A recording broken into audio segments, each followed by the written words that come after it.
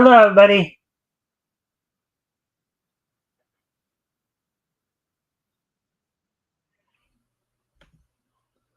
All right, welcome to the Mikestand. Today is Friday, July 25th, so we're at the end of another week here. Hope everybody's have had a good week this week, ready for the weekend. Of course, going to give people a chance to come in before we get started. Um, with that being said, of course, um, I watched some interesting cartoons today, including a Popeye cartoon. Probably the last of his three Technicolor two reelers, Aladdin and his Wonderful Lamp, with all my cartoon watchings. Um, and it looks like we do have somebody here. So here's what's on tap tonight. I guess I'll just get going with it. So here's what's on tap for tonight. I'm gonna go over. So there's I guess been a movement to try to get the Disney movie Song of the South um, registered in the National Registry, which is used for the preservation of culturally, historically, um, and artistically significant pieces of pop culture. Um, Also, of course, we'll have the wrestling wrap up, get caught up on last night's TNA Impact, as well as look ahead to tonight's SmackDown. Talk about some of the reactions going on around the wrestling world in regard to Hulk Hogan, and then we'll also wrap things up with this day in each history. A friendly reminder to everybody, if you haven't already, if you guys can help out by liking and sharing the stream, see if we get some more friendly people to engage. That would be appreciated. Also, if anything here grabs your attention, feel free to comment and or ask questions. I'll try to answer the best of my ability. So let me just do some um, quick little invites here. See if we can get more people to drop in to say hi. And I will go ahead um, and get started.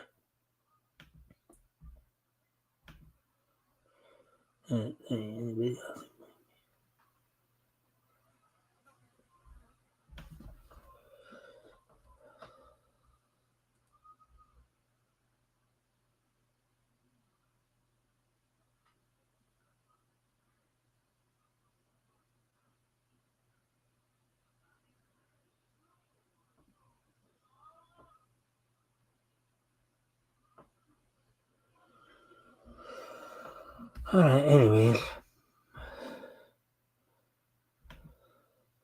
All right, so with that being said, why don't we go ahead and get started since we did actually, since for a moment there, I thought had a third person there. Well,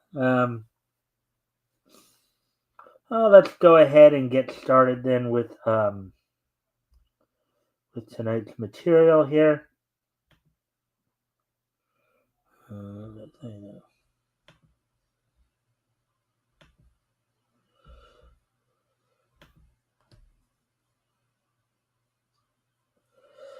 Alrighty then. Here we go. All right, online movement seeks to nominate Disney's band Song of the South for the National Film Registry. Article published today by Marvin Montanero.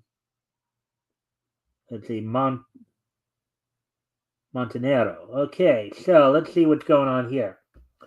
So in the summer of 2025, an online grassroots campaign has gained traction on social media platforms, urging film enthusiasts, Disney fans, and cultural preservationists to nominate Walt Disney's 1946 film Song of the South for inclusion in the National Film Registry.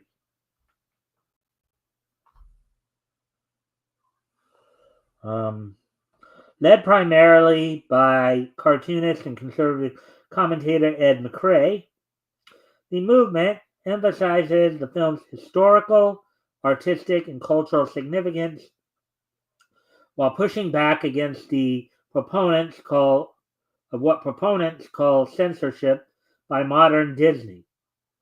With the nomination deadline set for August 15th, 2025, basically, what, about a couple weeks? Let's see, I guess about 3 weeks from now, I guess, per my calculations. The campaign has sparked debate about preservation, racial representation, and the role of controversial art in American history. Background on Song of the South.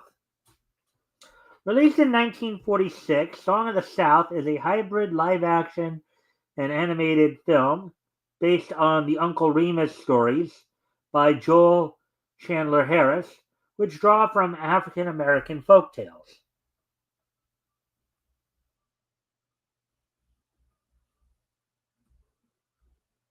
The movie follows a young boy who learns life lessons from Uncle Remus, played by James Baskett, through animated tales featuring characters like Brer Rabbit, Brer Fox, and Brer Bear.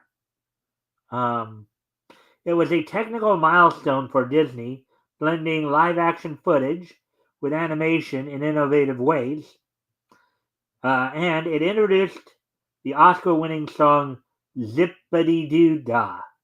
Zippity-Doo-Dah, zippity-yay. My, oh my, what a wonderful day. Oh, plenty of sunshine heading my way. Zippity-doo-dah, zippity-yay. It's one of those songs that you just kind of get catches on, right?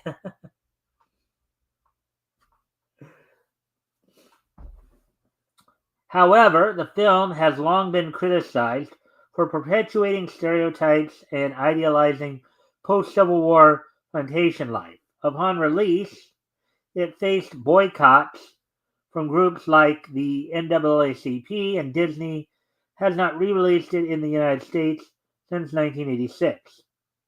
The company has since vaulted, quote unquote, the film, removing references to it from theme parks, e.g., retheming Splash Mountain. Critics argue it glorifies a painful era of American history.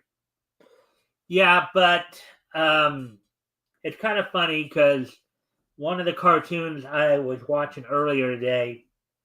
Now, as some of you know, if some of you have watched some of the Golden Age cartoons of maybe the last 4 or 5 years here, there's been a disclaimer they've been putting on a lot of those Golden Age cartoons, Golden Age shorts, where they'll basically talk about how it represented a time in American history that where they kind of emphasize certain racial stereotypes and prejudices, and according to some of these, they decide now to present it in its original as it originally was created, because to do so would deny that such prejudices and stereotypes existed.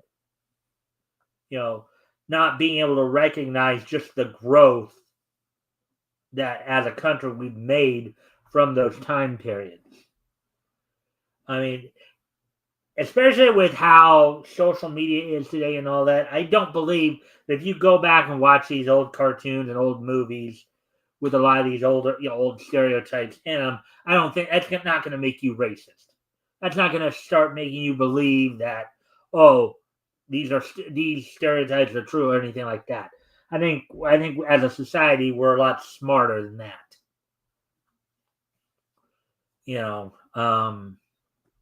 I think you can still go back, watch a lot of these older cartoons, older films, all that, and not be quote unquote corrupted by them. unlike what some people on the, um, I mean, hey, if nobody's pointing a gun at your head to watch it, if you don't want to watch it, don't watch it. But if somebody else doesn't have an issue watching it, then they have the right to watch it.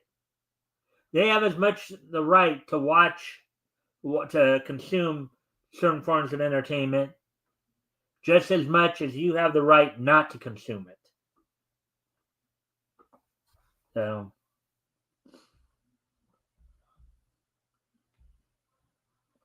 anyways, getting back to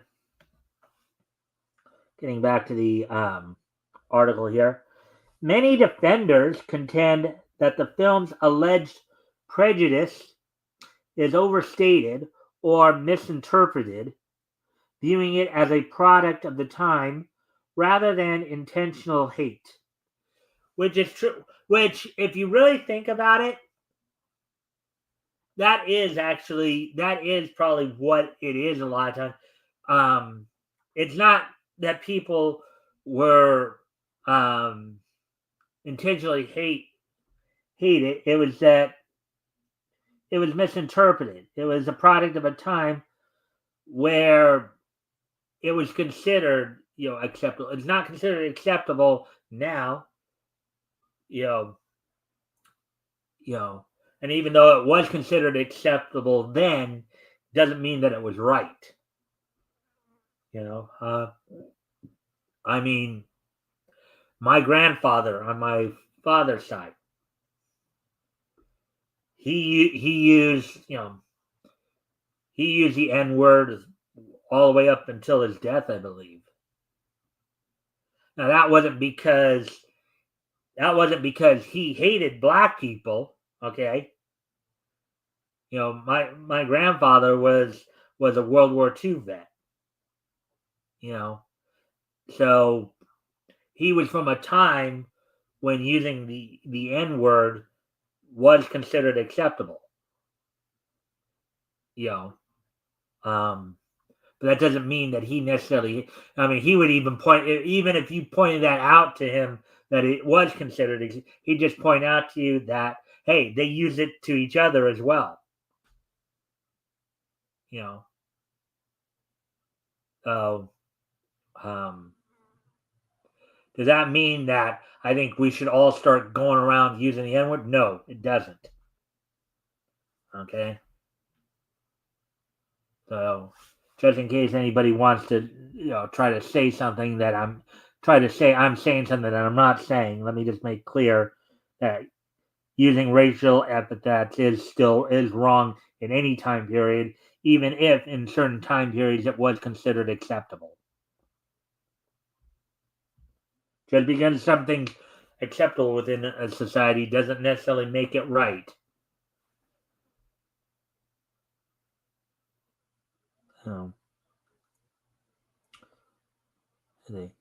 They argue for preservation to avoid censorship and to contextualize history.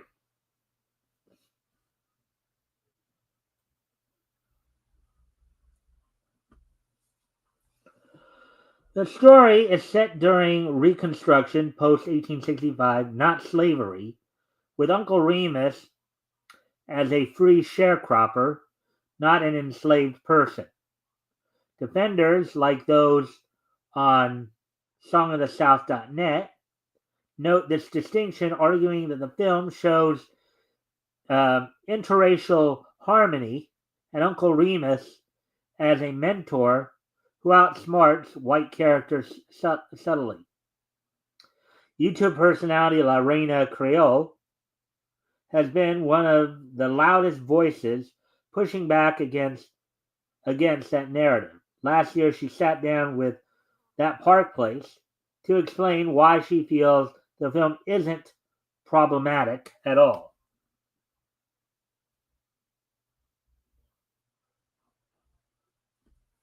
Quote, the time period, in parentheses, of the film is after slavery, known as Reconstruction, unquote, she explained.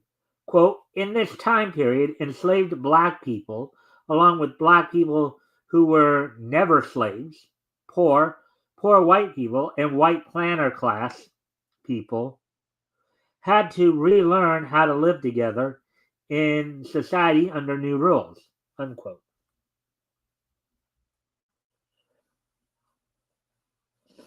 She went on to detail how, during Reconstruction, there were many black and white sharecroppers working on plantations.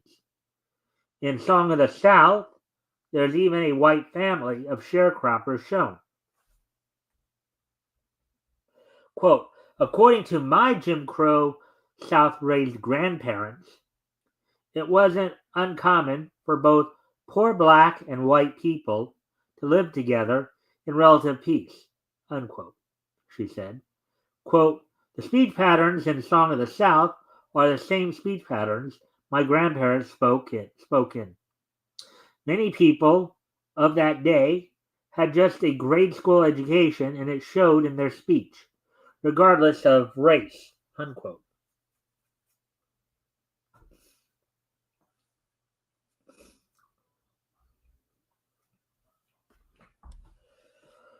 She then went on to defend the relationship between Uncle Remus and the plantation owners in the film. Quote, what some call subservient, in smaller quotes, in this film is actually the preservation of an existing relationship that did not just end because slavery ended, unquote. Lorena said, referencing how many have incorrectly criticized the film for its portrayal of quote unquote happy slaves.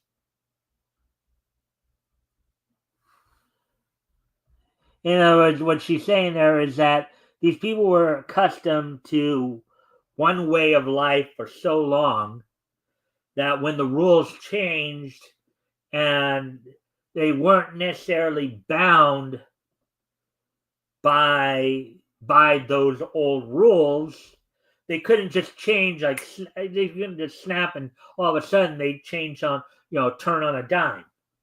It was going to take time. It was going to be their children and their grandchildren who would have started to see the rewards of what was coming out of the Civil War and and Reconstruction periods.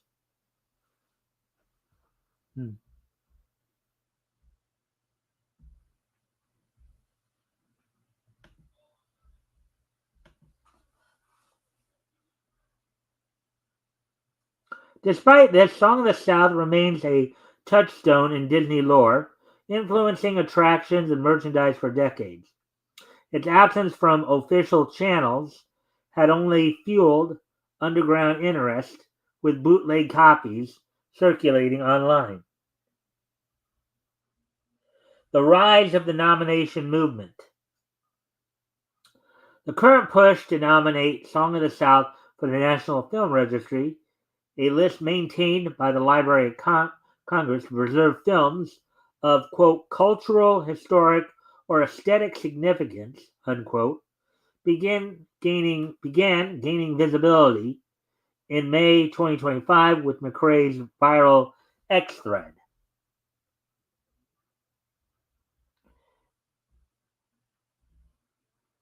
So the thread read as followed.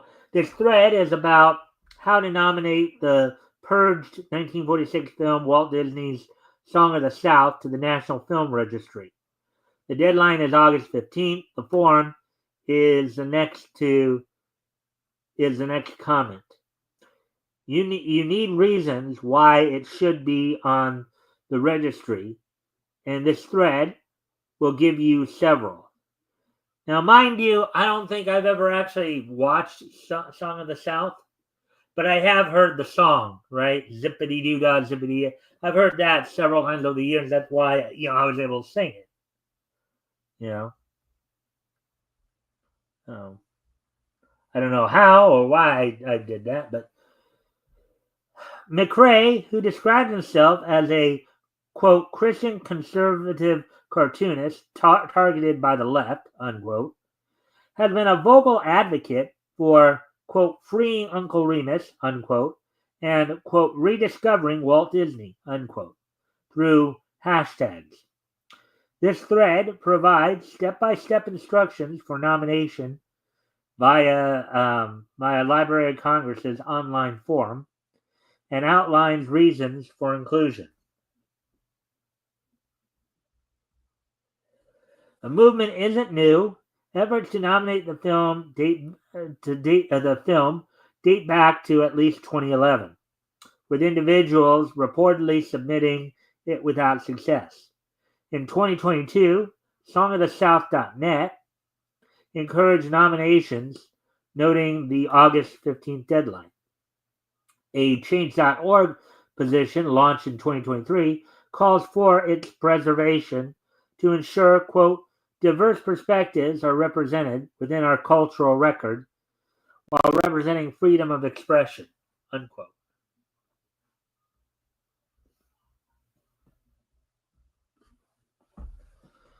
Ebony Showcase, a group focused on African American theater history, has also supported nomination efforts. 2025, McRae's campaign has amplified these calls, tying them to broader cultural wars.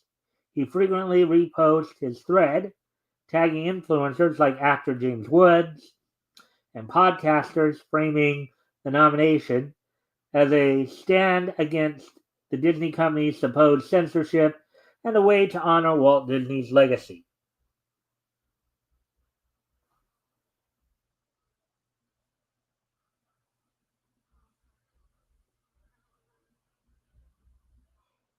There's no better way to. So this is McRae's, I guess, his response to his own thread here. There is no better way to celebrate uh, the 70th anniversary of Disneyland than by nominating Walt Disney's Song of the South to the National Film Registry. This not only honors Walt, but all of the talented people who made this historic film. The info is in this thread. Supporters, including cultural writer Kat Rosenfeld, or Rosenfield, have praised the effort as a quote-unquote huge win against censorship, highlighting the film's artistic and historical value. So from Kat's Twitter post here. Excellent thread on Song of the South and its significance both artistically and historically. There's a powerful push right now to not just censor this film, but purge it from the American memory. Getting it preserved in the registry would be a huge win, and I hope it happens.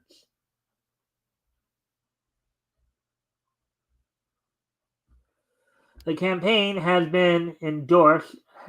seen endorsements from Disney fans and conservatives, with many noting that even outspoken progressives like Whoopi Goldberg advocated for the film's release, despite controversy back in 2017. So the DIS here, whatever this is, newly minted Disney legend Whoopi Goldberg wants controversial film Song of the South released.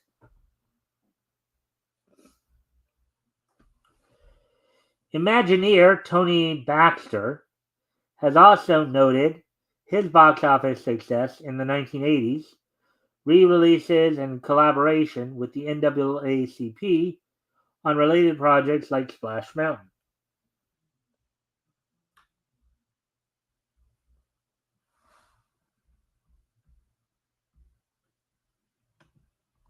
And again, if you guys haven't already, you guys can help out by liking and sharing the stream. See if we can get some more friendly people to engage. That'd be appreciated. Also, if anything here grabs your attention, feel free to comment and or ask questions, and I'll try to answer the questions to the best of my ability. So let me just do something here real quick.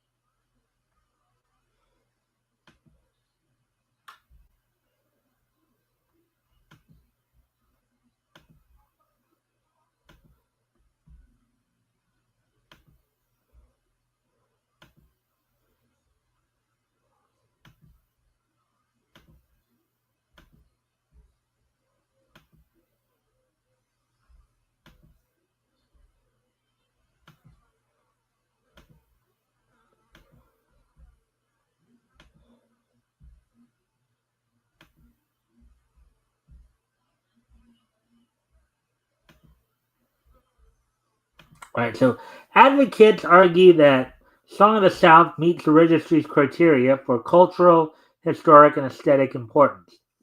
Key reasons from McRae's thread and supporters include milestones in black representation in Hollywood. James Baskett became the first black actor to win an Academy Award, an honorary Oscar for his quote unquote heartwarming portrayal of Uncle Remus, and the first signed to a 7-year Disney contract. Hattie McDaniel, the first black woman to win an Oscar, in parentheses for Gone with the Wind, appears in the film. Nick Stewart, in parentheses here, voice of Brer Bear, used his earnings to found a theater for black actors performing classics. So there you go. There's something there. So, and yet you have people arguing that this is a movie that's representing racism. That's kind of laughable, but anyways. Artistic and technical achievements. It pioneered extensive blending of live action and animation with Baskett's performance, enabling seamless interactions. Animators like Ken Anderson called it their favorite project.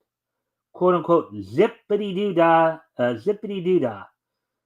Even won an Oscar and became Disney's most covered song, recorded by legends like Louis Armstrong and Bing Crosby. Zippity doo dah, zippity yay. My oh my, what a wonderful day. Oh, plenty of sunshine heading my way. Zippity doo dah, zippity yay.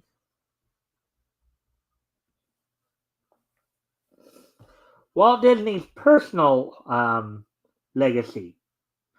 Disney featured excerpts from Song of the South um, in his 1950s TV specials and considered it a favorite. It was integral to Disney parks and characters until recent purges. Anti-censorship stance. Proponents claim including it erases history and silences diverse voices, especially given its success and influence. McRae argues it's a, quote, pro-fatherhood film that transcends race, unquote, purged due to modern sensitivities. Now that's an interesting argument to make. The registry has included controversial films before, like the infinitely more offensive Birth of a Nation, 1915, for their historical impact, setting a precedent for preservation without endorsement. Current status and how to participate. As of July 21st, 2025, so this past Monday, the movement continues with McRae's persistent posts, including reminders tied to events like Father's Day and political commentary. Nominations are open via the Library of Congress forum. Selections are announced in December, with 25 films added annually from public suggestions and board review. Whether Song of the South joins classics like The Wizard of Oz or remains vaulted, the campaign highlights ongoing tensions between preservation and progress in America's cinematic heritage. Proponents see it as a victory for free expression, detractors as a step backward. As McRae puts it, quote, "We can really make a difference," unquote. So, actually, I think it would be a good idea to have it preserved. I mean, if it is a part of our, if it is part of our cultural history, right? And there are some of us who are a little bit older who, of course, have at some point, even if we haven't watched the movie, like I haven't watched the movie, but I've heard that song. I've heard Zippity Doo Dah before. So, um,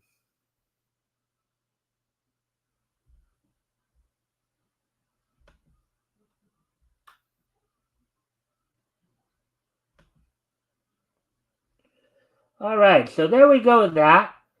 And now we're going to now with all that being said, we're going to of course get ready to move on to the wrestling wrap up. So and before we do get into like in particular like last night's last night's Impact and look ahead to tonight's SmackDown. Um, Let me talk a little bit about some of the reactions in regards to Hulk Hogan's passing. As many of course of the as many of you as some of you know, if you were here yesterday and I talked a bit about it, Hulk Hogan passed away at the age of 71 yesterday, and many in the wrestling community have come out and done and have done tributes to him. Many who've worked with him, including, of course, Triple H, Ric Flair, Mick Foley, Glenn Jacobs, aka Kane. But one of the other big stories was that AEW pretty much ignored his passing as Tony Khan refused to acknowledge his death, and basically, and it came out that both Hulk and Linda Hogan have been banned from AEW, which has caused quite a bit of a consternation amongst fans, as many AEW fans, were also pretty upset that Tony Khan was just not going to acknowledge him. All over because Hulk, Tony Khan is apparently one of these woke guys who just Hogan made one racial slur in a tape that he didn't even know he was taping. He apologized for it, but that just wasn't good enough. That just wasn't good enough.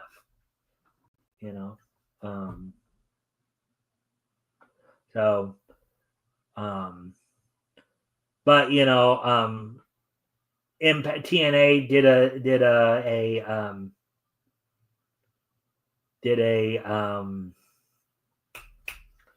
a tribute last night. I also believe that and WWE will be doing a tribute tonight on SmackDown. So, but with that, with that out of the way, let me talk about what happened, of course, on last night's Impact.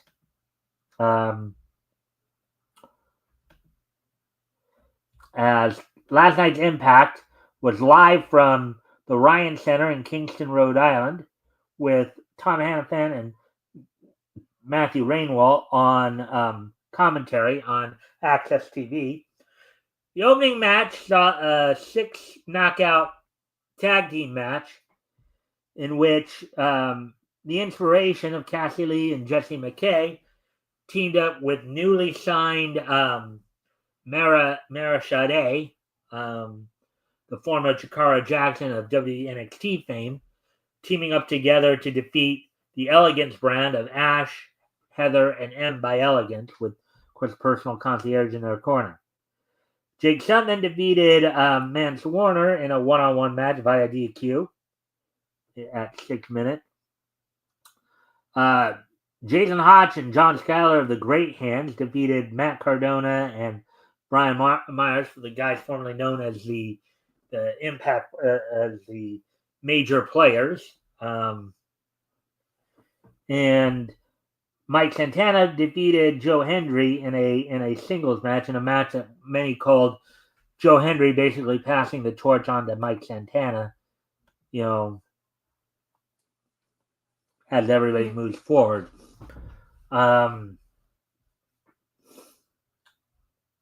So that's all we got for the Impact side of things. So let's look ahead to tonight's SmackDown. As I said, tonight's SmackDown they'll probably be featuring they'll be featuring, of course, a tribute to Hulk Hogan. And whether or not you agreed with, even as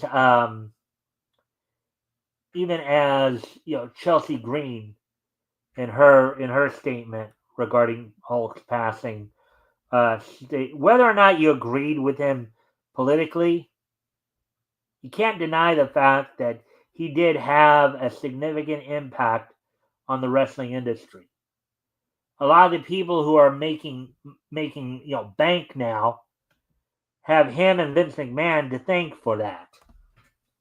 If Vince didn't have the courage to make the move to try to make professional wrestling a national product, and if he didn't pick Hulk Hogan, who not only had the look but also the charisma to really carry the whole thing forward, a lot of these wrestlers, particularly in the WWE and AEW, who are making big bank now, would not be making big bank, and there would be without Hogan and his not just success in the wrestling business but also success in the movies. There would be no Rock, there would be no John Cena, there would be no Dave Bautista. So that's something to take into consideration there.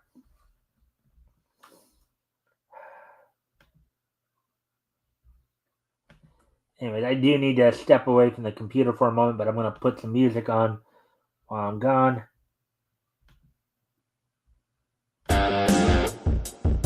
I'll be right back.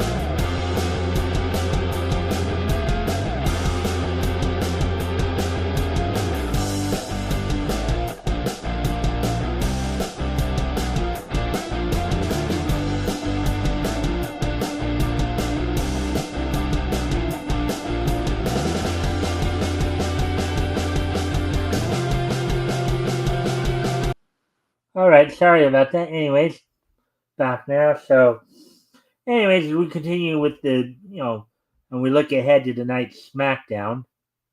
See what's going to be going down there tonight. As I said, they'll of course be doing a tribute to Hogan tonight, as I understand it. So let's see.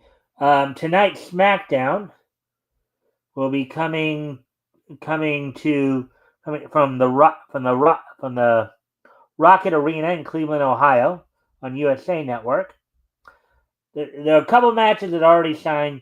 Alexa Bliss will be taking on Roxanne Perez, in another prelude match to their upcoming tag team championship match with Bliss and Charlotte Flair challenging Perez and Rodriguez for the women's world championship.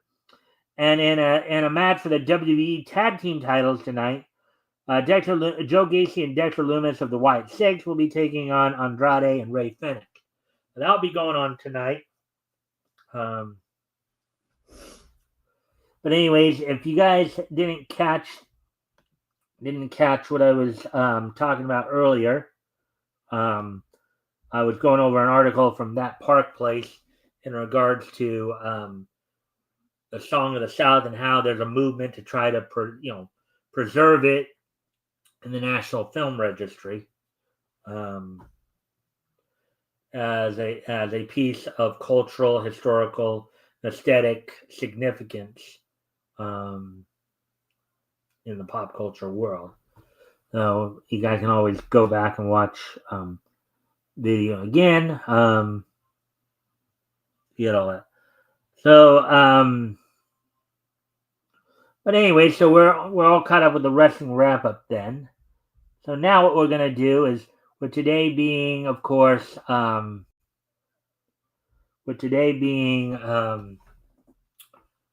Friday, July the 25th, 2025. Let's take a look back at this day in Nietzsche's history. History! So, as soon as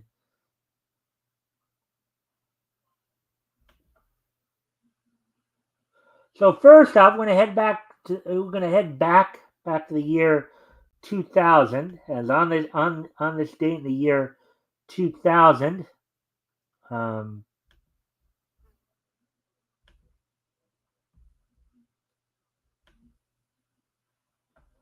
on this day in the year 2000 was the U.S. release of Universal Cartoon Studios' An American Tale: The Mystery of the Night Monster. Um, it was originally put out in 1999, but on this date was the U.S. release of the movie. It was also known as the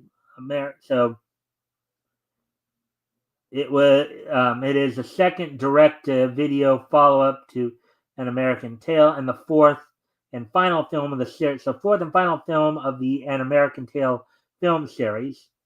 As Universal Cartoon Studios would discontinue the franchise. So it was released in the United States on this date, 25 years ago today. The U.S. release of An American Tale: The Mystery of the Night Monster, also known as An American Tale 4: Mystery of the Night Monster, was released in the U.S.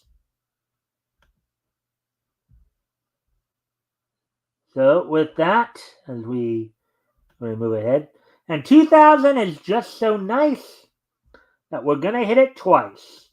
As also on this date in the year 2000,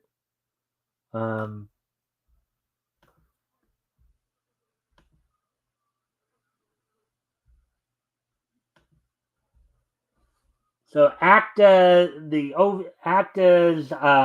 X Driver was released on this date back in the year 2000. X Driver is an anime OVA series planned, drafted, and developed by manga artist Kosuke Fujishima. It was produced by Bandai Visual, Dentsu, and Genko, Faith, and Actus. So the anime series spans 6 episodes, as well as a feature movie titled X Driver the Movie.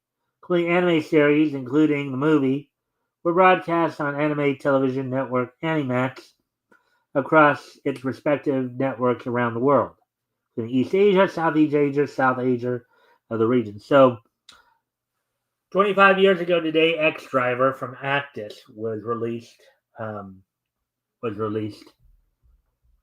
On this day. So now getting ready to move on to the next piece of niche history, as it were.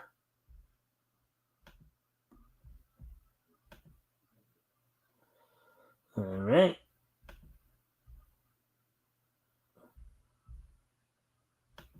As we move ahead to the year 2001, on this date in the year 2001, which was 24 years ago today, 24 years ago today, the 35th issue of Buffy the Vampire Slayer from Dark Horse went on sale on this date back in 2001. It sold for $2.99, was 32 pages. Story was Remember the Beginning, as written by Thomas Fassbender and James Dean Pascoe, penciled by Cliff Richards, inked by Joe Pimentel and Will Conrad, lettering done by Clem Robbins and Dave McCaig doing the coloring. So, on this date, 24 years ago today, the 35th issue of Buffy the Vampire Slayer from Dark Horse went on sale on this date back in 2001.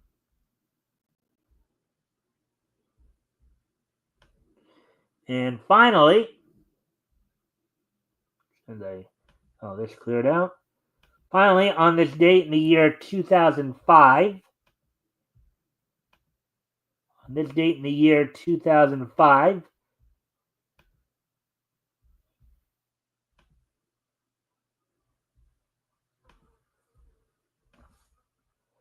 WWE held its Monday Night Raw event from the Gund Arena in Cleveland, Ohio. So it's funny how 20 20 years ago they were in Cleveland. They're back in Cleveland tonight. Funny. 20 years ago, the main event, of course, saw Edge defeat Kane, a stretcher match. Chris Masters and Gene Snitsky defeated Shelton Benjamin in a 2-on-1 handicap match. The night opened up with Eugene with Christy Hemme in his corner, defeating Kurt Angle in the Kurt Angle Invitational. So there you go with that.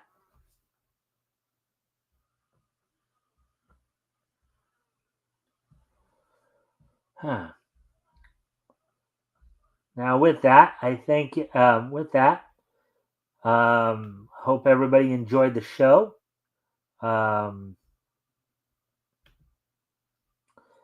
Let's see. We'll be back here, of course, on Sunday. I'll be joined by Rick Piper from Cross Comics. We'll be taking another trip down Comics History Lane, as we will be looking at comics that went on sale in June of 1940. And this week we'll be focusing in on Harvey Comics. We'll be looking at OK Comics #1. So I hope you guys will be looking forward to that. More generic hero stuff, not as much of the superhero stuff, just more generic hero stuff. And of course, we'll be back here with more Neat News on Monday. Sure, over the weekend we'll probably be hearing more about Hogan and his passing, along with many other things. I'm sure the movement to get Song of the South, devaulted, as it were. We'll probably be hearing more about that in the next couple weeks here.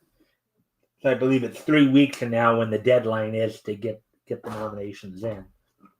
So, all right. So with that, I thank everybody for being here, and I hope to see everybody back here tomorrow. Oh, I'm sorry, Sunday.